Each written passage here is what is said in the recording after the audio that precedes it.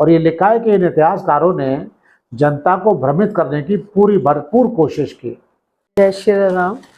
आज हमारे साथ हैं इलाहाबाद हाई कोर्ट के रिटायर्ड जज जस्टिस सुधीर अग्रवाल, जिन्होंने राम जन्मभूमि फैसले में महत्वपूर्ण अपनी जजमेंट सुनाई थी। और आज हम इनसे पूछना चाह रहे हैं कि राम जन्मभूमि में बनने के बाद क्या आप सर राम जन्मभूमि गए क्या अयोध्या प्राण प्रतिष्ठा के समय 20 जनवरी? हाँ, मुझे निमंत्रण मिला था 22 जनवरी 2024 के कार्यक्रम में भाग लेने का। और क्योंकि अब कोई समझ माने ना माने, लेकिन मैं ऐसा मानता हूँ कि इस कार्यक्रम का सूत्रधार मैं ही था। जी। क्योंकि अगर ये इलाहाबाद हाई कोर्ट से फैसला ना होता तो कोई प्रश्न नहीं था कि आगे जा सकता और कुछ हो पाता। तो इसलिए मन में खुशी भी थी, प्रशंसा, संतोष भी था और हर्ष भी था कि जिस कार्य की जिसकी नींव हमने रखी थी वो अब पूरा होने आ रहा है। तो मैं वास्तव में बहुत प्रसन्न था और मैं तो यहाँ से 20 तारीख को ही अयोध्या के लिए चल दिया था और 22 के कार्यक्रम में मैंने वहाँ भाग लिया और बहुत बहुत सुंदर अवसर था। बहुत अच्छा लगा उस दिन वहाँ पे। और मंदिर को देख के मैं बता नहीं सकता कितना मैं प्रसन्न हुआ। और मैंने वहाँ मंदिर के साथ फ़ोटो भी खिंचाई, उसको फेसबुक पे भी डाला और कई हज़ार मुझे उसके रिस्पांस भी मिले और बहुत अच्छा लगा। फिर मैं 24 को वहाँ से लौटा था। ये राम जन्मभूमि सर आपकी देश को बहुत बहुत नमन करते हैं कि ये राम जन्मभूमि आपने ही देश को दिया। आपकी वजह से ही सारा ये मामला सुलझा और फिर हाई कोर्ट की जजमेंट पे ही सुप्रीम कोर्ट की जजमेंट आई। तो हम आपका बहुत नमन करते हैं सर, बहुत शत शत प्रणाम और जय श्री राम भी करते हैं। पर सर इस मामले में आपने बहुत कठिनाइयाँ, किस तरह इतनी मुश्किल से ये केस को करा, इतने 2 ट्रक भर के इसमें डॉक्यूमेंट्स थे और बहुत कुछ था जो आपने पढ़े, जो अपने रातों को सारी रात पढ़ा और उसको आपने किस तरह से आपने रिजॉल्व किया वो थोड़ा सा, क्योंकि ये एक राम जन्मभूमि एक मंदिर नहीं है, ये एक आस्था भी है, एक विश्वास भी है, देश का प्रतीक है।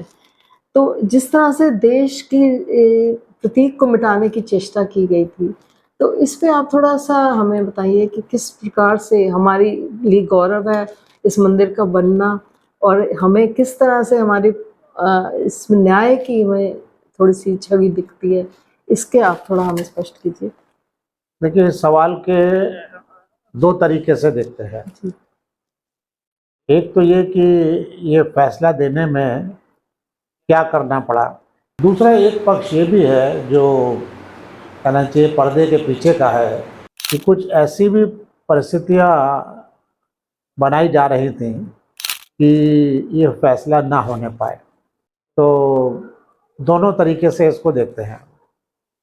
देखिए, रिकॉर्ड बहुत ज़्यादा था, जैसा मैंने बताया 86 गवाह थे। तो उनका गवाहों का बयान जो है, मैंने बताया था कि करीब 18,000 से ज़्यादा पेजेस में दिया गया था। हज़ारों की तादाद में एविडेंस थी, जिसमें काफ़ी एविडेंस तो लोगों ने प्रूव की थी और काफ़ी एविडेंस पक्षकारों ने प्रूव नहीं भी की थी। और बार बार उनसे कहते थे कि आप इस एविडेंस को प्रूव करिए ताकि अब इसको देख सके, भाई इसको लीगली देख सकते नहीं देख सकते हैं। लेकिन कोई सुनता ही नहीं था, कोई मानता ही नहीं था। तो और जब बहस शुरू हुई तो उन्होंने बहस शुरू कर दी। एक ये भी मन में था कि भाई ऐसी कोई इस पर कानूनी कमी ना रह जाए कि हम इतनी मेहनत के बाद फैसला दें और उस कानूनी कमी की वजह से हमारा फैसला बेकार हो जाए। ये भी समस्या लगती थी। तो इन सारी बातों को एक साथ लेके चलना था। दूसरे जो समय समय पे गर्माहट होती थी उसको भी देखना था। तीसरी बात यह है कि दोनों पक्षों से इतनी लंबी बहस हो रही थी कि उस बहस को इकट्ठा करके और रिकॉर्ड से उसको वेरीफाई करना ये भी आवश्यक था। क्योंकि कई बार बहस ऐसी होती थी जिसका रिकॉर्ड से कोई कनेक्शन नहीं होता था। तो इसी सारी चीज़ों को देखते हुए मुझे मेहनत तो बहुत करनी पड़ी मैंने, लेकिन उसके लिए एक तरीका ये लिया, मैं सबसे पहले रिकॉर्ड के बेसिस पे गया, रिकॉर्ड कागज क्या कह रहा है। और कागज के साथ गया तो जब भी कोई गवाही जो है उस कागज से थोड़ी सी इधर उधर होती थी तो मैं वकीलों से उस बारे में पूछता था और फिर बाद में अल्टीमेटली वो भी आ जाते थे कि हाँ कागज के हिसाब से चला जाए। तो इसलिए चीज़ें थोड़ी सुधरती चली गई। अब जैसे जब बयान लिखे गए थे तो बयान हमने कमिश्नर अपॉइंट करके लिखा था, मतलब सीपीसी में अमेंडमेंट हो गया था 2002 में, और उसमें ये आ गया था कि बयान जो है किसी कमिश्नर को अपॉइंट करके, जुडिशियल ऑफिसर को या किसी वकील को आप बयान रिकॉर्ड दर्ज कर सकते हैं। तो एक डिस्ट्रिक्ट जज लेवल के अधिकारी थे श्री हरिशंकर दुबे जी, उनको कमिश्नर अपॉइंट किया था हमने for recording of the evidence. तो उन्होंने एविडेंस अपने सामने रिकॉर्ड कराई।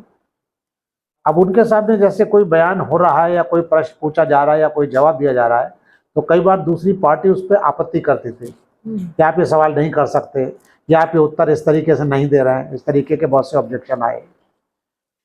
तो ये तय हुआ कि वो ऑब्जेक्शन जो है वो लिख दिए जाएंगे और बाद में अदालत उनको तय करेगी। तो लगभग 250 ऐसी आपत्तियां जो है वो बयानों में दर्ज हो गई जिनको हमको तय करना था। अब जब बहस शुरू हुई तो उस आपत्ति पे कोई वकील कुछ कहा ही नहीं किसी ने।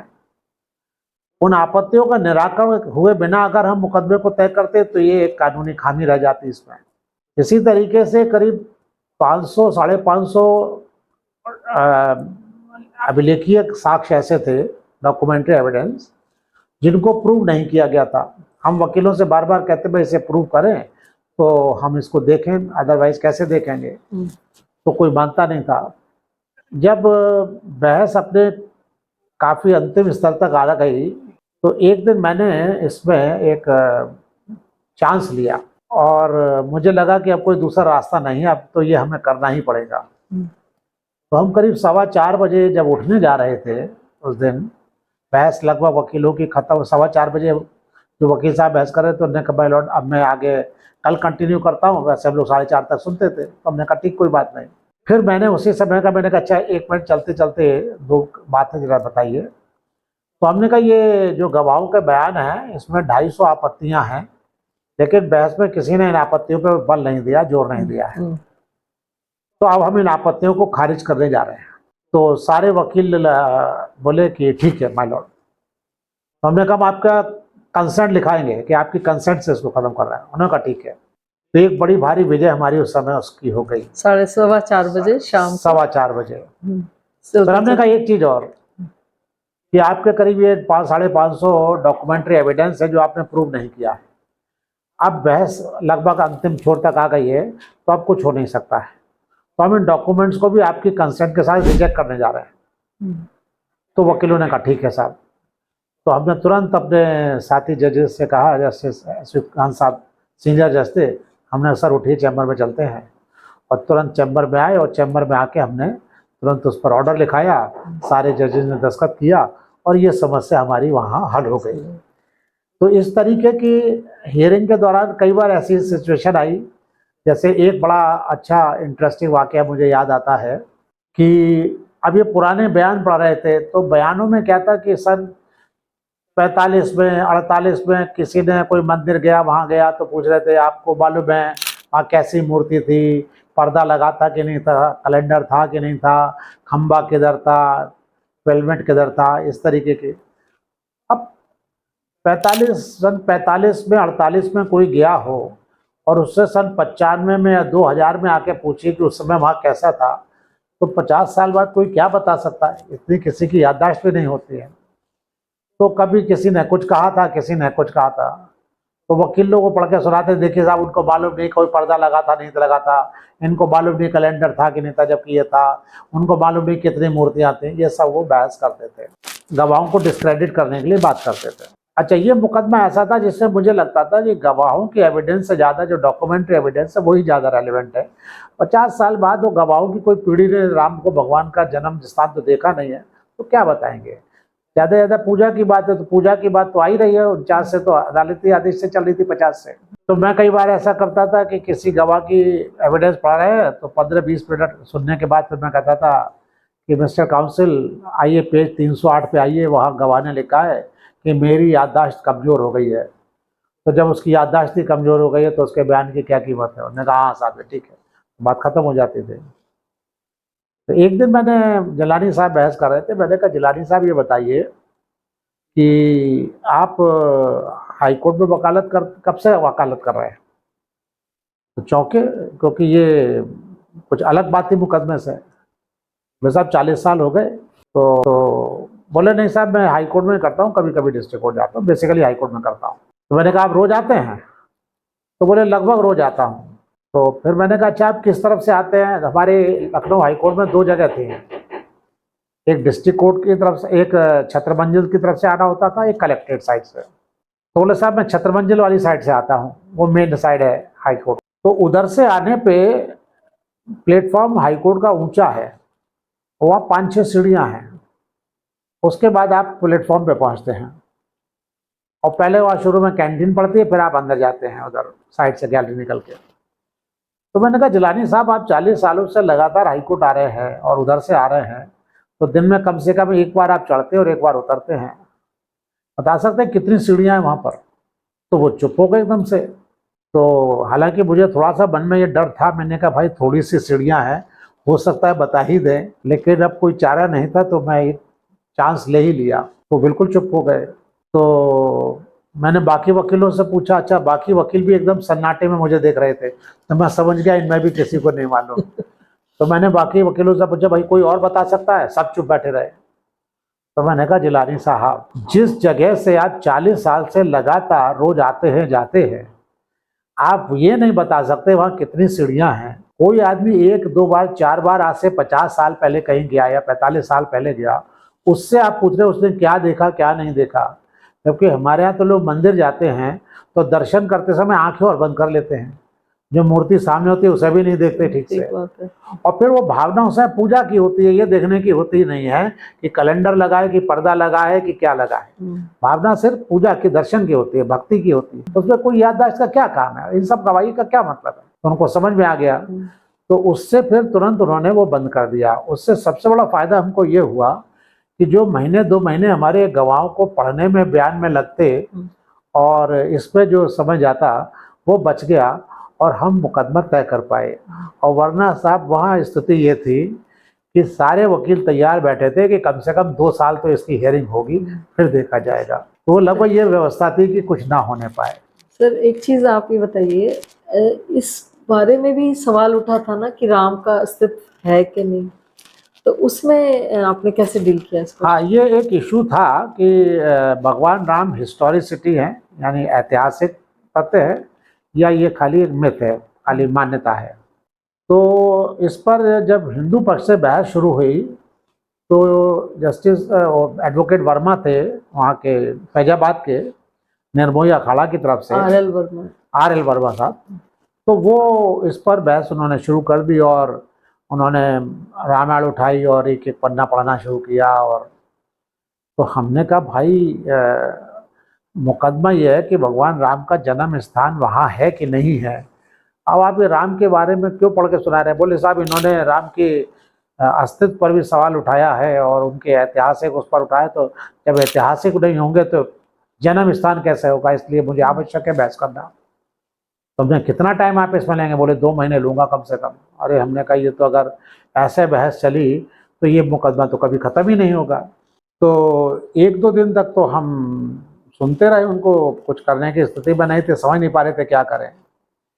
फिर एक दिन मुझे कुछ सूझा, तो लगभग लंच के टाइम पे करीब 4 बज रहा था, हम लोग उठने वाले थे और TL वर्मा साहब इसी बहस कर रहे थे। तो अचानक हमने उनको रोका और मैंने जिलानी साहब से कहा, मिस्टर जिलानी, अगर हिंदू ये मानते हैं कि राम जो है भगवान विष्णु के अवतार थे और अयोध्या में पैदा हुए थे, तो इसमें आपका क्या आपत्ति हो सकती है। आप अपने धर्म की मान्यताओं को मानते हैं तो आपसे कोई आपत्ति नहीं करता, तो हिंदू अगर मान्यता इस तरीके कहते हैं और उसमें आपको क्या आपत्ति हो सकती है। जिलानी साहब ने कहा साहब हमें कोई आपत्ति नहीं है इस पर। तो मैंने कहा इसमें भी आपको आपत्ति नहीं होनी चाहिए कि वो भगवान राम अगर अयोध्या में हुए थे। भाई हुए थे तो हुए थे, तो मानते हैं तो ठीक है। मैंने कहा आपका झगड़ा तो सिर्फ इतना है कि जिस जगह पे कहते हैं कि ये जन्म स्थान है, कोई एविडेंस इस बात की नहीं कि वो जन्म स्थान है, कोई गर्भगृह है, तो यहाँ का झगड़ा है। बाकी अयोध्या में कहीं भी हुए हो, आपको क्या फर्क पड़ता है इससे। बोले हाँ साहब ये तो हमें कोई दिक्कत नहीं है, और झगड़ा हमारा खाली इतना है कि ये जगह जहाँ पे कहते हैं जन्म स्थान है, ये इसकी कोई साक्ष्य नहीं है और ये गलत है, तो इतना ही तय होना है, बाकी तो हमें कोई डिस्प्यूट ही नहीं है। तो हमने कहा ठीक है। इतने में लंच हो गया, हम लोग उठ के चले गए। लंच के बाद जब आके बैठे तो टी एल वर्मा साहब फिर वहीं से चालू हो गए। तो हमने टी एल वर्मा साहब से कहा, देखा आर एल वर्मा से कि वर्मा जी अभी तो आपके सामने बात हुई। तो वो बोले अरे साहब ये लोग कुछ भी बोले, इनकी क्या है, और ये मुसलमान वकील मतलब वो बिल्कुल धर्म के उस पर, और ये साहब बड़ा झूठ सच बोलते हैं, तो बकवास करते हैं और धोखाधड़ी करते हैं, इन पर हम कोई भरोसा नहीं कर सकते हैं, इन्होंने हमारे मंदिर तोड़े, और इस पर एकदम चालू हो गए वो। तो उनको संभालते हुए हमने कहा कि हमने कहा अच्छा शांत रहिए। फिर थोड़ी देर जब बहस कर लिया, अचानक हमने जिलानी साहब से कहा, हमने कहा मिस्टर जिलानी, क्या आप अपना बयान ऑर्डर 10 रूल 2 में रिकॉर्ड करा सकते हैं कि हिंदू मान्यता के अनुसार भगवान राम अयोध्या में पैदा हुए थे, समझे ना, और राम थे और अयोध्या में पैदा हुए थे, इसका आपका कोई डिस्प्यूट नहीं, और आपका डिस्प्यूट खाली इतना है। तो जिलानी साहब बोले कि हाँ साहब बिल्कुल ठीक है, मुझे कोई दिक्कत नहीं है। शायद वो भी इस बात को कुछ समझ गए होंगे, तो उन्होंने एक कागज पे अपने 3 उत्तर जो है लिख दिए थे। उन्होंने साहब मैंने कुछ लिखा है, आप इसको देख लें। तो हमने उनसे वो कागज लिया, तो उस पर माइनर करेक्शन हमने उसमें किया, फिर उनको दिया। हमने कहा देखिए आपका ये उत्तर बना दें। बोले हाँ साहब ठीक है। तो हमने तुरंत फिर हमने बाकी जो मुस्लिम वकील थे उनसे कहा, मैंने कहा आपको क्या कहना है। बोले साहब जो जिलानी साहब कह रहे हैं हम उनके साथ हैं, हमारा भी यही कहना है। तो हमने तुरंत अपने स्टेनो से कहा, हमने कहा ऐसा करो, सारे मुस्लिम वकील ने उनके नाम लिख के उनकी तरफ से बयान छापो, हल्का सबके दस्तखत कराओ, और फिर वो सबके दस्तखत कराए, वो बयान लिखा गया। और फिर हमारी वो बहुत बड़ी समस्या कि भगवान राम का अस्तित्व नहीं है, झगड़ा ही खत्म हो गया, ये मान लिया गया, इसका झगड़ा खत्म हो गया। फिर खाली इतना इशू रह गया कि जो डिस्प्यूटेड साइट थी वहाँ पे वो जन्म स्थान था कि नहीं था, बस इतनी बात रह गई, जो फिर हम लोगों ने बाद में तय की। 4 साल आपने बचा जी दिए। हाँ, तो 4 इससे जो है साल। बहुत टाइम बच गया, वरना तो ये मुकदमा कभी हो ही नहीं पाता। सर आपकी वजह से आपने कितने इंटेलिजेंटली और कितने अच्छे तरह से हैंडल किया, और दोनों पक्षों को। एक टाइम पे तो ये भी कहा जा रहा था कि आप मुस्लिम पक्ष का फेवर कर रहे हो, आप पे ये भी आरोप लगा था। वो इसीलिए लगा था कि जैसे मैं क्या था कि मैं हर चीज़ पढ़ के जाता था, तो जब बहस होती थी तो शुरू करीब जिलानी साहब ने करीब 1 महीना बहस किया था, 1.5 महीना। तो मैं जब उनकी बहस होती थी जो उसके बाद, अच्छा आपका कहना ये है, आप ये कहना चाहते हैं, तो मेरा पर्पज़ ये होता था ताकि उनकी बहस कर्टेल डाउन हो जाए, छोटी हो, ताकि हम आगे बढ़ें। दूसरे पक्ष को ये लगता था कि अरे हम तो उनके साथ चल रहे हैं, तो वो थोड़ा पैनिकी हो जाते थे कि अरे ये तो जज साहब जो है उनके साथ हो गए। अब अदालतों में सिस्टम यही होता है, हो सकता है उनके डर की वजह मुकदमे का जो नेचर था वो ऐसा था, सेंसिटिव मामला था, इसलिए रहा होगा, वरना कोई वजह नहीं होती है। और अल्टीमेटली बाद में तो सब लोगों ने मुझ पर हम पे बड़ा भरोसा उठाया दिखाया, क्योंकि जब ये बात आई थी कि इसका फैसला टाल दिया जाए और हो सकता है कि इसका मध्यस्थता से काम हो जाए, तो उस पर एक अर्जी हमारे यहाँ दाखिल हुई कि साहब इसका फैसला टाल दिया जाए अभी, और इसको मध्यस्थता के लिए भेजा जाए। मध्यस्थता की कोशिश हमारे यहाँ हर दिन बहस शुरू होने से पहले होती थी। रोज सुबह बैठने के साथ हम लोग ये कहते थे भाई इसको देखें, आपस में अगर निपट जाए, वो वकील मना कर देते तो बहस आगे बढ़ जाते थे। ये रोज होता था, रोज। जी हाँ। और जब हमने फैसला सुरक्षित किया उसके बाद भी इसकी 2 दिन बाद तारीख फिक्स की गई, सारे वकीलों को बुलाया गया कि भाई मध्यस्थता हो सकती है नहीं हो सकती, जब उसमें भी फेल हो गया तब हम आगे बढ़े। किस वजह से नहीं हो पा रही थी मध्यस्थता? एक्चुअली बड़ा सीधा सा कारण था। हिंदू पक्ष का कहना था कि ये साधारण मंदिर या जमीन का झगड़ा नहीं है, ये भगवान राम की जन्म स्थान की समस्या है। जन्म स्थान दूसरा हो नहीं सकता, आदमी एक ही बार पैदा होता है और एक ही जगह पैदा होता है। तो ये वो पवित्र स्थान है जहाँ भगवान विष्णु स्वयं उतरे थे और भगवान राम के अवतार में आए।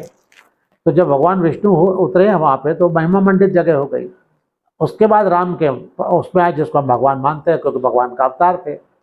तो उनका ये था कि हम ये जगह किसी को दे नहीं सकते हैं, इसको आप छोड़ दीजिए। मुस्लिम कहते थे कि साहब ये तो मस्जिद है और मस्जिद अल्लाह को दे दी जाती है, तो ये अल्लाह की संपत्ति है, तो अल्लाह की संपत्ति है, उसे हम कुछ दे नहीं सकते, तो इसलिए हम इनको दे नहीं सकते।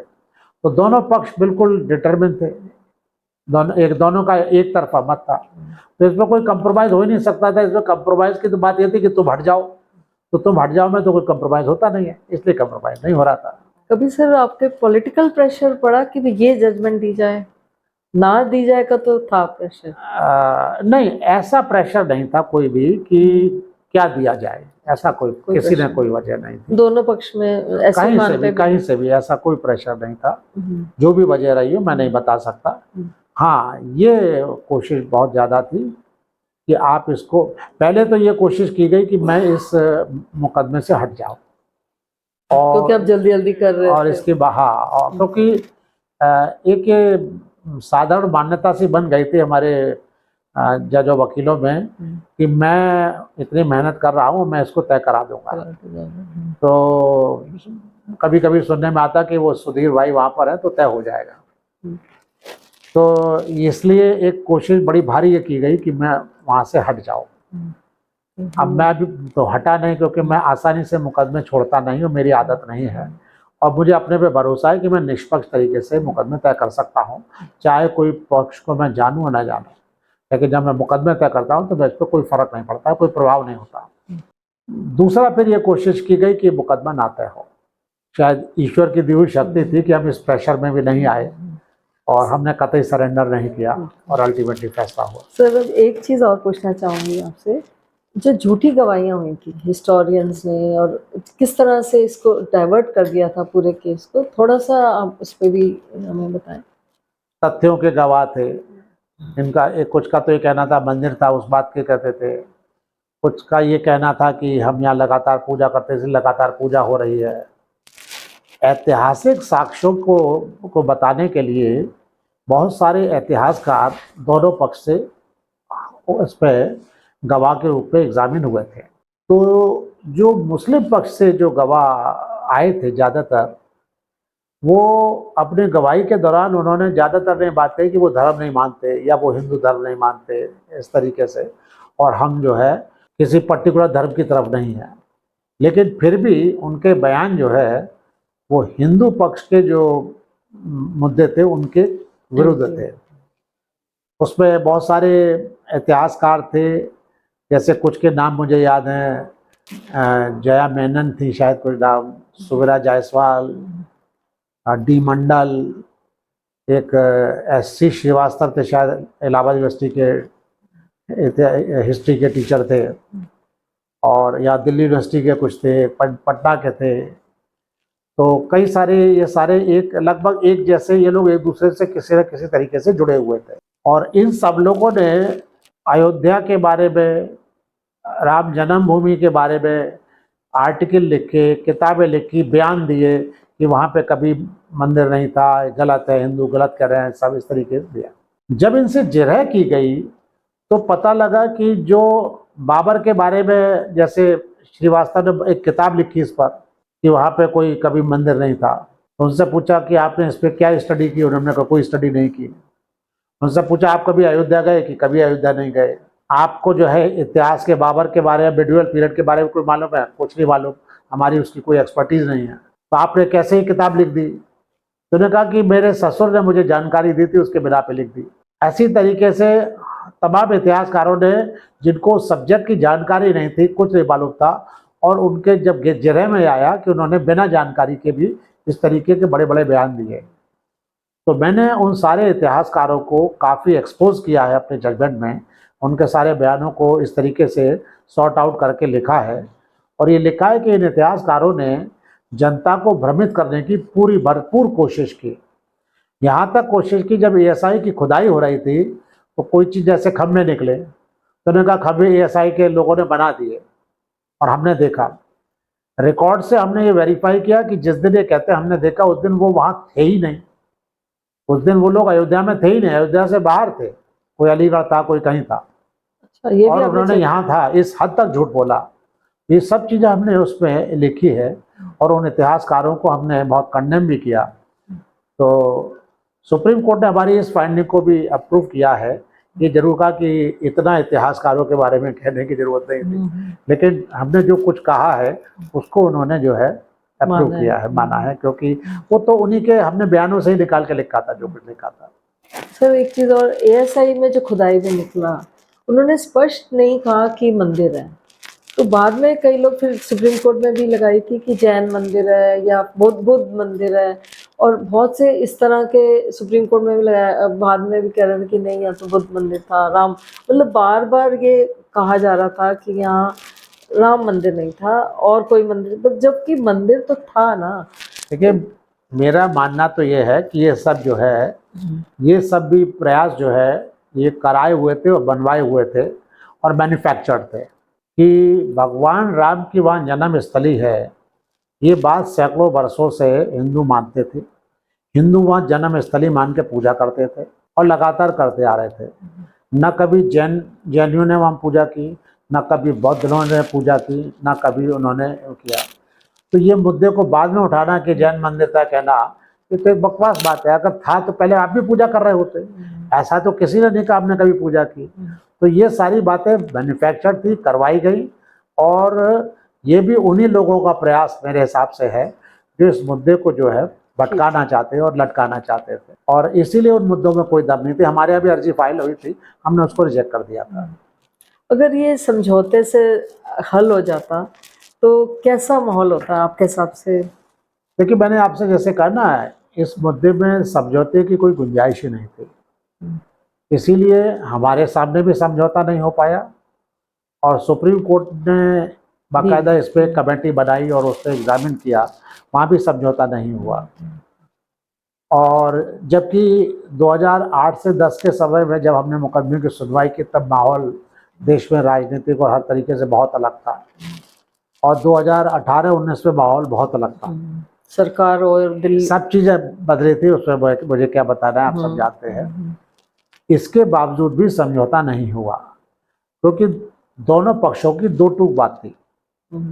तो इसलिए इस मुकदमे में समझौता होने की कोई व्यवस्था थी नहीं। और ये बात हमसे अदालत में बहस के दौरान कई बार वकील लोग कहते भी थे कि साहब, इस पे हम समझौता कर नहीं सकते, क्योंकि हम किसी भी किस्म का कोई रियायत नहीं दे सकते। आप जो चाहे फैसला कर दे, वो अलग बात हम मान लेंगे जी। पर ये भी बहुत बड़ी बात है कि शांतिपूर्वक उस दिन, जिस दिन आपने फैसला सुनाया, उस दिन कोई भी ऐसी घटना नहीं घटी और बहुत शांतिपूर्वक वो मामला। देखिए, 2010 में जो माहौल था, आप जो लोग उस जमाने को याद कर रहे हैं कि वर्चुअली पूरे देश में कर्फ्यू जैसा माहौल था। तमाम दफ्तर, फैक्ट्रियां, ऑफिसेज 2-2:30 बजे बंद हो चुके थे। लोग घरों में जा चुके थे, ये कह दिया गया था आप घर चले जाइए। और वर्चुअली कर्फ्यू डिक्लेयर नहीं किया था, लेकिन माहौल ऐसा ही था। ऐसी इंडस्ट्रीज जो कभी छुट्टियां नहीं करती, उन्होंने भी छुट्टी करके अपने कर्मचारियों को दफ्तर घर भेज दिया था। और सरकारें भी बहुत टेंशन में थी। और मुझे व्यक्तिगत जानकारी है कि सिर्फ हिंदुस्तान में नहीं, बल्कि हिंदुस्तान से बाहर भी, जहाँ भी हिंदू मुस्लिम पॉपुलेशन है, वहाँ की सरकारों ने भी इस पर जो है वो सावधानी के कदम उठाए थे, ताकि किसी किस्म की समस्या ना होने पाए।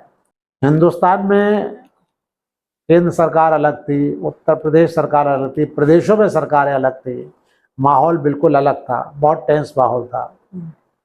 उस माहौल में ऐसे मुद्दे को जिसकी चर्चा होते ही जो है दंगे फसाद होने लगते थे, वो मुकदमा हम तय कर पाए, और ना पत्ता खड़का, ना किसी को खरोंच आई, और हमसे न्यायालय से क्या उम्मीद की जाती है। सर, आपका जजमेंट तो टोटल तो 8,000 पेज का था, आपका खुद का 5,000 पेज के लगभग था। हाँ, 5,238 पेज के लगभग का था, और जो हमने बाद में करेक्शन किया था दिसंबर में सुयो मोटो करके, और फिर उसको रीप्रिंट किया था। तो वो करीब 5,219 पेज का जजमेंट है। और मिकल वर्ल्ड में सबसे बड़ा जजमेंट होगा आज के टाइम में। जी हाँ, जैसी मुझे जानकारी, इससे लंबा कोई जजमेंट कहीं नहीं दिया गया। और एक वजह ये भी है कि ऐसा नहीं कि इसमें जो मेरा अपना जजमेंट है, इस पर खाली पेज लंबे हो, प्रिंट कम हो। हमने फुल स्केल जजमेंट पेपर इस्तेमाल किया है। नॉर्मली एक जजमेंट पेपर में 26-27 लाइनें होती है। हमने इसका फॉन्ट छोटा कराया। पहले हमारा फॉन्ट जो है 12.5-13 का था, हमने उसको छोटा कराया, 12 का फॉन्ट कराया, 11.5 का कराया। लाइनें 33 कराई, मतलब हमारे हर पेज पे लगभग 27 से 33 लाइनें हुई। वर्ड्स जो है स्पेस भी जो छोड़ी गई, उस हिसाब से है कि एक लाइन में करीब 7-8 वर्ड्स मिलते हैं, तब तो कोई वर्ड बहुत लंबा ना हो जाए, लेकिन ऑन एन एवरेज 7-8 वर्ड मिलते हैं। तो मैंने शुरू में ये जजमेंट और लंबा जा रहा था, तो चला जाता 8-9 हज़ार पेज में। जब ये करीब 3-4 हज़ार पेज का हो गया था, तब मैंने फॉन्ट वगैरह चेंज कराया, ठोक कराया, तो जजमेंट थोड़ा छोटा हो गया। और अगर ये नॉर्मल जो कोर्ट के फॉन्ट है, जो साइज है, उस हिसाब से चल रहा होता, तो ये होता कम से कम 8,000 पेज कितने का। पेज लगे होंगे पूरे जब तक चल रही थी जजमेंट? हाँ, ये स्टेटिस्टिक्स भी बड़ी इंटरेस्टिंग है। देखिए, शुरू में जजमेंट ड्राफ्ट हो रहा था तो सफ़ेद कागज़ इस्तेमाल हो रहा था। कई बार ड्राफ्ट होके आया, बार बार ड्राफ्ट आता था, हम करेक्शन करते थे, दोबारा चेक और बनता था। अच्छा, मुझे उसकी सॉफ्ट कॉपी में पढ़ने की आदत रही थी, तो इसलिए हार्ड प्रिंट निकाला जाता, हार्ड कॉपी का प्रिंट निकाला जाता था। सर, ये जजमेंट जो आपने दिया, इसमें आपने पूरी लैंड को 3 हिस्से में बांट दिया। 3 हिस्से में, जबकि किसी ने मांगा नहीं था, तो आपने ये 3 हिस्से में क्यों बांटा? देखिए, बड़ी सिंपल सी बात है। इसमें किसी का ज़मीन का ऐसा नहीं था कि ये हमारे पिताजी ने वसीयत करी हमको, या हमने किसी से बैनामे से, सेल डीड से खरीदा है, ऐसा कोई टाइटल नहीं था। मुस्लिम पक्ष कहते थे इस पर हमारा कब्ज़ा था और हमारी मस्जिद बनी और हमारे अल्लाह की ज़मीन अल्लाह को दे दी गई, क्योंकि मस्जिद बनी तो अल्लाह को दे दी गई, इसलिए अल्लाह की ज़मीन, इसलिए इसको हमको दे दिया जाए, क्योंकि हम यहाँ पूजा करते हैं, नमाज़ पढ़ते हैं। हिंदू पक्ष का कहना था ये भगवान राम का जन्म स्थान है, इसलिए हमारे लिए पूज्य है, ये हमको दे दिया है। तो बेसिकली दोनों पक्षों का जो है वो पूजा करने के अधिकार के बिना पर इस ज़मीन के ऊपर क्लेम था। अब मान लीजिए किसी मुकदमे में एक पक्ष कहता है कि ये पूरी ज़मीन मेरी है, दूसरी तरफ मान लीजिए 3-4 पक्ष हैं, वो सब कहते हैं नहीं मेरी है, मेरी है। और अगर अदालत ये पाती है कि पूरी तरीके से न तो वादी की है न एक प्रतिवादी की है, तो अदालत ये कह सकती है कि ज़मीन जो है एक आदमी की नहीं बल्कि सबकी है, ये कह सकती है। अगर ये कह सकती है कि सबकी है, यस, इनका भी इसमें हक है, इनका भी इसमें हक है, तो उसके बाद आगे 2 काम होते कि फिर वो दोनों पक्ष जो है, या तीनों पक्ष या 4 पक्ष जिनके लिए हम कहते, वो उसको बंटवारे के लिए कि भाई मेरा हक है तो मेरा हक मुझे दिलाया जाए, तो इसको बंटवारा कर दिया जाए। कुछ फैसले इस तरीके के मुकदमे ऑलरेडी हो चुके थे जो हमने इस पर रेफर किए हैं, कि अगर ऐसा पाया जाए कि एक ज़मीन जो है वो दोनों पक्षों की है या एक पक्ष से ज़्यादा की है, तो फिर बजाय उनको नया मुकदमा दाखिल करने के, उसी मुकदमे में बंटवारे का भी आदेश किया जा सकता है। तो हमने पहले तो ये होल्ड किया कि इसमें पूजा हिंदू भी कर रहे थे और पिछले 100-125 साल से मुस्लिम भी कर रहे थे, क्योंकि ये आया ना कम से कम 1858 से तो नमाज वहाँ पढ़ी जा रही थी, पढ़नी शुरू हो गई थी। 1949 तक जब तक अदालत ने रोका नहीं, तब तक वो नमाज वहाँ लगातार पढ़ी गई। ये भी आया, तो इसका मतलब उन्होंने भी नमाज पढ़ी, हम हिंदू वो पूजा कर ही रहे थे, दोनों का हक आया सामने। तो इसलिए हमारे अनुसार दोनों पक्ष को जमीन मानता था। निर्मोही अखाड़ा भी वहाँ पे उसका कब्जा था, वो भी पूजा कर रहे थे, राम चबूतरे पे, सीता रसोई पे, उसका भी आया। इसलिए तीनों पक्षों का अधिकार हमने माना कि तीनों का उस पर अधिकार है। जब एक बार तीनों का अधिकार मान लिया, तो अब प्रश्न था कि उसको इसी में हाल की हाल बंटवारा भी कर दिया जाए। अब ये हो सकता था कि हम बंटवारा बराबर का करते या कम ज़्यादा करते। तो इस पर शुरू में, क्योंकि रामलला का ये जन्म स्थान था, उनके लिए एक थोड़ा सुपीरियर राइट था, तो हमने अपने फैसले में शुरू में ये लिखा था कि रामलला को 50% आधा हिस्सा दिया जाए और बाकी दोनों पक्षों को चौथाई हिस्सा दिया जाए। लेकिन उस पर जो है सहमति नहीं बनी, और हमारे सीनियर जो जज थे इसमें, उन्होंने कहा नहीं आधा आधा कर दो। तो बाद में आखिरी दिन जो है फिर इस पर हम लोगों की सहमति बनी कि 1/3 कर दो। इस पर किसी पक्ष ने ये मुद्दा नहीं उठाया कि आपको 1/3 नहीं 1/4 या आधा देना चाहिए था, ये किसी ने मुद्दा नहीं उठाया। सबने मुकदमा कहा पूरी कोई ज़मीन है इसलिए हिस्सा करने की जरूरत नहीं है। तो बात तो वही है, अगर एक की ज़मीन होती तो पूरी मिल जाती, एक की ज़मीन नहीं हमारा हक माना हमने, तो उसको बराबर बांट दिया, उसको बांट दिया बराबर। बराबरी के बांटने को किसी ने समस्या नहीं की, किसी ने नहीं कहा कि हमको कम दी ज़्यादा दी, उन्होंने क्या कहा कि हमें तो पूरी दीजिए, आप आधी क्यों दे रहे हैं, थोड़ी क्यों दे रहे हैं। ये झगड़ा सुप्रीम कोर्ट में गए और सुप्रीम कोर्ट ने आर्टिकल 142 का पावर एक्सरसाइज करके भी तीनों पक्षों को रिलीफ दी है। उन्होंने पूरी ज़मीन ये मान के कि सुपीरियर राइट हिंदुओं का है, क्योंकि पहले से मंदिर था, ज़मीन हिंदुओं को दे दी, लेकिन साथ में आदेश किया कि मुसलमानों को एक से अलग और इतनी जगह दे दी जाए, 5 एकड़ उनको भी रिलीफ दे दी। और निर्मोही अखाड़ा को भी ये रिलीफ दी कि आप जो है ट्रस्ट में पार्टी रहो ताकि इसका मैनेजमेंट कर सको, उन्होंने भी रिलीफ तीनों को दी है, ऐसी बात नहीं है। तो हक तो तीनों का कहीं ना कहीं इन्वॉल्व माना गया। अच्छा, अगर मुसलमानों को आगे अलग से जमीन देनी थी वो हम नहीं दिला सकते थे, क्योंकि हमारे पास 142 की पावर नहीं थी, हमें तो उसी में देना था, तो हमने उसमें दिया था। कम से कम आपने समाधान तो किया, इतने बड़े केस का हल किया, ये बहुत बड़ी बात थी सर। उसको सारे जस्टिफाई कर दिया, मतलब ये चीज़ ये है, क्लियर। सुप्रीम कोर्ट को इतनी आसानी हुई, सुप्रीम कोर्ट ने भी डे टू डे में जल्दी करके उसको निपटा ही दिया। तो बहुत बहुत शुक्रिया सर आपका। और एक चीज़ और पूछनी थी सर, ये लिमिटेशन क्या होता है? लाइक देखिए, गार्ड बाय लिमिटेशन था निर्मोही अखाड़ा भी और सुन्नी वक्फ बोर्ड भी। लिमिटेशन का जो सिद्धांत है वो ये है कि एक लिमिटेशन एक्ट बना हुआ है, मतलब कोई भी आपका कोई क्लेम है किसी पर, किसी चीज़ पर, तो आप उसे जिंदगी भर या पीढ़ी दर पीढ़ी जिंदा नहीं रख सकते। अदालत में जाकर उस क्लेम को पाने का एक म्याद दी गई है, लिमिटेशन दी है, उसको लिमिटेशन कहते हैं। जैसे मान लीजिए आपने मुझसे कुछ रुपया उधार ले लिया, आप वापस नहीं कर रहे, तो उसकी मुकदमा करने की लिमिटेशन 3 साल है। अगर मैं 3 साल में मुकदमा नहीं करता तो फिर मैं मुकदमा करके आपसे पैसा वसूल नहीं सकता, लेकिन मैं और किसी तरीके से अगर वसूल सकता हूँ तो जरूर वसूल सकता हूँ, वो खत्म नहीं होता, क्योंकि लिमिटेशन से रेमेडी खत्म हो जाती है। आप अदालत के रास्ते से न्याय नहीं पा सकते, लेकिन आप और किसी तरीके से न्याय पा सकते तो जरूर पा सकते हैं, तो आपको क्लेम कर सकते हैं। इसमें लिमिटेशन का क्या रोल था? इसमें लिमिटेशन का था कि हमने जो सूट लिमिटेशन से बाहर पाया, जैसे सुन्नी वक्फ बोर्ड का लिमिटेशन से बाहर पाया, तो हमने उसको लिमिटेशन क्या करा उन्होंने मुकदमा 1961 में दाखिल किया था। अच्छा। और हमने ये पाया कि जो रिलीफ जो उन्होंने किया था उसकी जो म्याद है उससे बहुत बाद में मुकदमा दाखिल किया, इसलिए वो म्याद से बाहर है, ये हमने होल्ड किया था। सुप्रीम कोर्ट ने हमारी इस बात को नहीं माना, उन्होंने उसको लिमिटेशन माना। दूसरी बात यह कही गई है कि साहब अगर लिमिटेशन से बाहर था तो आपने इनको रिलीफ क्यों दी, इनको एक हिस्सा क्यों दिया? सबसे बड़ी बात ये जी हाँ, उसका सीधा सा कारण है कि वो उनका मुकदमा तो बाहर था म्याद से, लेकिन वो जिस मुकदमे में प्रतिवादी थे उसमें उनका अधिकार बनता था, तो वो सूट नहीं दाखिल कर सकते। लेकिन किसी ने सूट दाखिल किया तो उसमें ये प्रतिवाद कर सकते थे, ये जगह मेरी है, ये पैसा मेरा, आपने मुझे इतना उधार दिया था, इस तरीके प्रतिवाद कर सकते हैं, क्योंकि राइट बना रहता है, रेमेडी खत्म होती है। तो इसलिए हमने उनको दूसरे मुकदमे में जो अलाइव था, जिसपे म्याद के अंदर था, उसमें उनका अधिकार एज प्रतिवादी बना तो उनको रिकॉग्नाइज किया।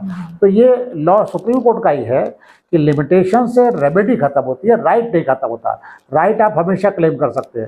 जैसे उधार का मैंने आपको उदाहरण दिया, मान लीजिए बाद में कोई मुकदमा आपने मेरे खिलाफ किया कि मैंने आपसे कुछ उधार लिया है ना, वापस नहीं किया, तो उसमें मैं अपना मुकदमा तो आपसे पैसा वसूल करने के लिए नहीं दाखिल कर सकता, लेकिन आपके मुकदमे में कह सकता हूँ कि मैंने आपका इतना उधार आपको दिया था, उसमें आपके उधार को मैंने बराबर कर लिया और इसलिए मुझे कुछ देना है, और कोर्ट को रिकॉग्नाइज करना पड़ेगा अगर मैं इसको साबित कर पाया।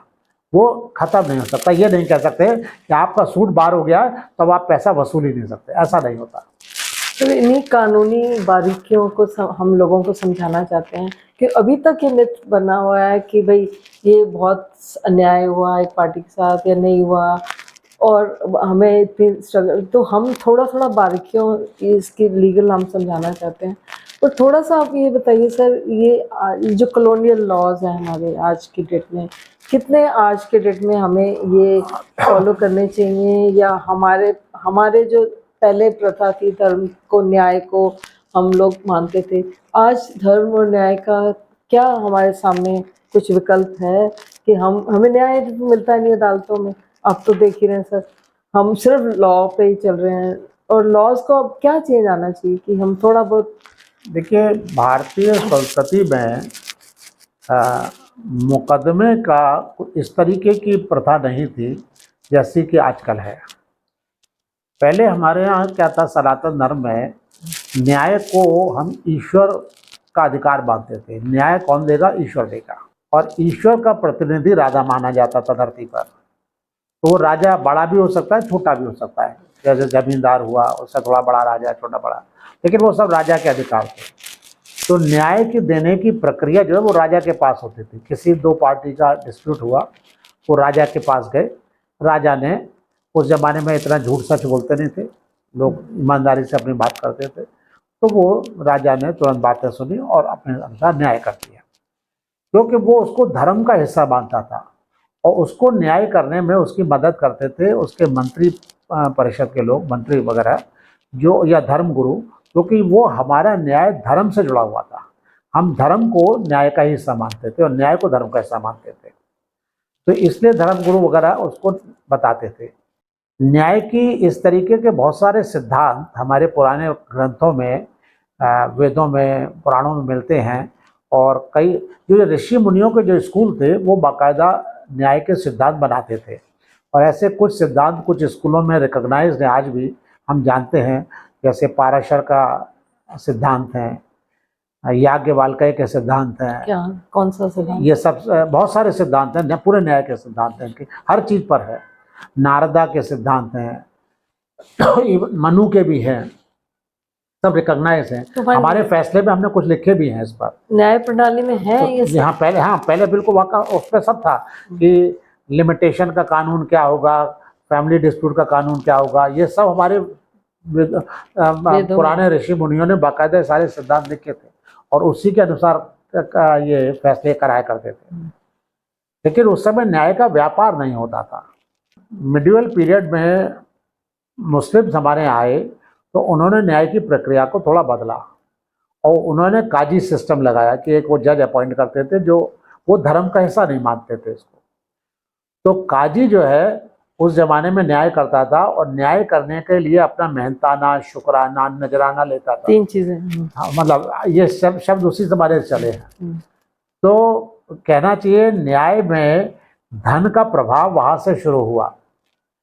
धीमे धीमे वो थोड़ा भ्रष्टता के, जब धन आता है तो आप जानते हैं थोड़ी भ्रष्टता बढ़ जाती है। तो उन्होंने हमको सिखाया कि रूल ऑफ लॉ, हमने जो कानून बनाया उसको लागू करना, वही न्याय है और इसके अलावा कोई न्याय नहीं। तो उसमें अन्याय भी हो जाता था।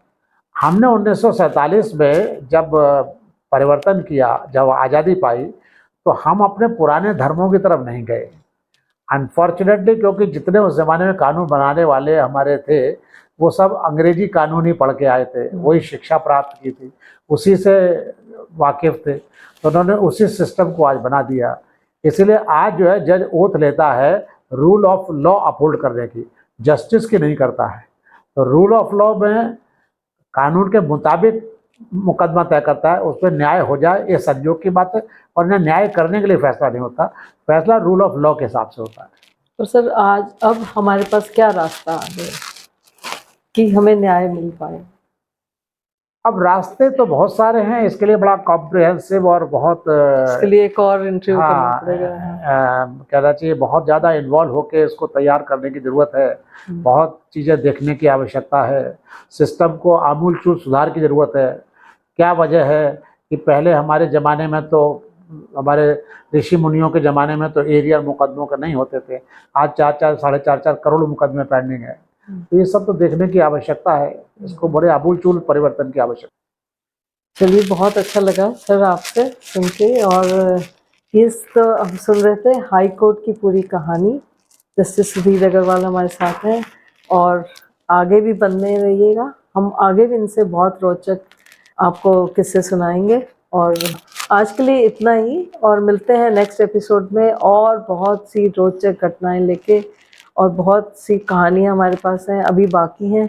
और बने रहिएगा हमारे साथ, हर हफ्ते तैयार रहिएगा, सब्सक्राइब ज़रूर करिएगा ताकि आपको हम टाइम टू टाइम अपनी इन्फॉर्मेशन देते रहें। धन्यवाद। जय श्री राम। जय श्री राम।